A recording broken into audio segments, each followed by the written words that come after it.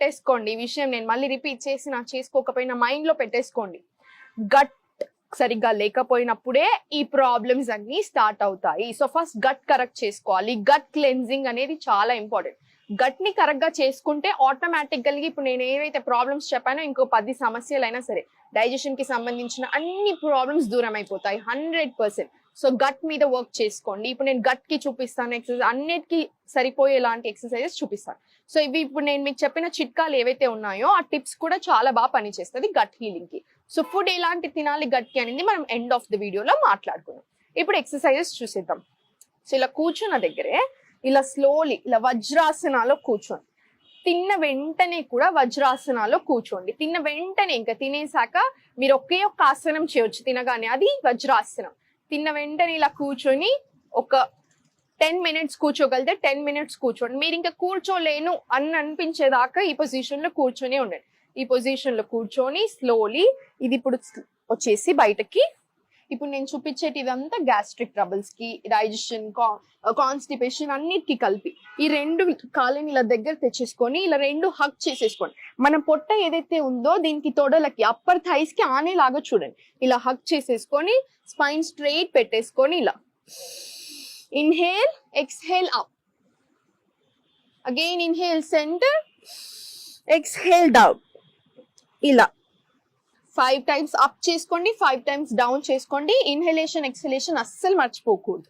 ఇప్పుడు స్లోలీ అది అయిపోయాక స్లోలీ ఇప్పుడు మొత్తం 2 కాళ్ళు ఇలా స్ట్రైట్ చేసేసుకొని ఇంటర్లాక్ చేసేసుకోండి. ఇలా ఇంటర్లాక్ చేసుకొని ఇలా పొట్ట మీద ప్రెషర్ పడేలాగా 1 2 ఇలా 3 ఇలా ఒక 10 times క్లాక్ వైజ్, ఇదే same 10 times anti clock wise ఇలా చేసేసుకోండి. ఇలా ఈ ఎక్సర్సైజ్ చేసుకునే ముందు మనం ఘీ వాటర్ అయినా సరే ఆ ఫిగ్ అయినా సరే తినేసేయండి. తినేసాక ఇవన్నీ చేసుకోండి.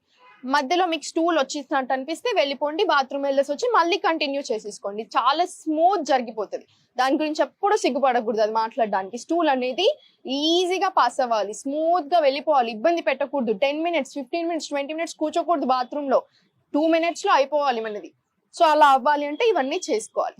ఇది అయిపోయిన తర్వాత ఇదే పొజిషన్ లో ఇలా ఒక కాలు దగ్గర తీసేసుకొని ఇలా గట్టి హగ్ చేసేసుకోండి. ఇలా సేమ్ ఇది తీసేసుకొని ఈ కాలు గట్టిగా ఇలా హగ్ చేసుకొని సేమ్ 5 to 10 seconds ఉండండి. ఇటు సైడ్ ఒక 10 seconds, ఇటు సైడ్ ఒక 10 seconds, అలా 5 times రిపీట్ చేసుకున్న తర్వాత ఈ కాలు ఇలా పెట్టేసుకోండి, లేదా ఇలా అయినా పెట్టుకోవచ్చు. మీకు ఎలా కంఫర్టబుల్ ఉంటే అలా పెట్టేసుకొని ఇలా 2 చేతులు ఇలా పెట్టేసుకొని 1 2 ఇలా 3 4 ఇలా 5 times ఇటు సైడ్, 5 times ఇప్పుడు నా సైడ్. ఇలా సేమ్ ఈ లెగ్ మీద కూడా చేసేసుకోండి. మీకు పొట్ట మీద ప్రెషర్ అనేది బాగా పడుతుంది.